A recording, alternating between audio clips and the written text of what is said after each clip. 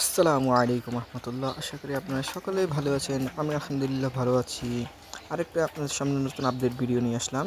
যে দেখেন আজকে ভিডিও শুরুতেই ছাড়ছি জনকে জন সাথে সাথে আইসা বসে আছে কাঁধে কাঁধে বসে ওর পশম ফুলাই ওর চুলকাইতেছে কীভাবে এটা দেখেন। আর আপনাদের যখন আমি ভয়েসটা তৈরি করতেছিলাম তখন দেখেন কোকিল কীভাবে ডাকতেছে, সাউন্ডটা শুনুন শুনুন কীরকম লাগে।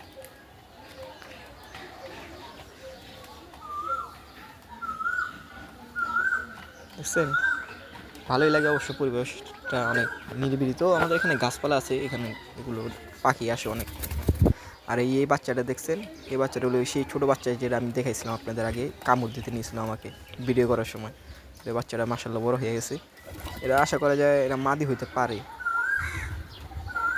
আর ওই যে নটটারে, ওই লাল নটটারে বন্ধ করে রাখছি, কারণ কি ওটা ছাড়লে এখন আর সহজে মানে ঢুকতে চায় না, ঢুকাতে অনেক কষ্ট। এটার জন্য ওকে আটকে রাখছি, বাইরের জন্য কেমন করতেছে দেখেন।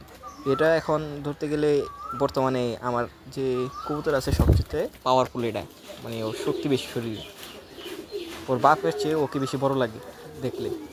দেখেন কীভাবে করে ডাকতেছে, ওর বাপের লাগে ওর ছেলে এরকম লাগে দেখা।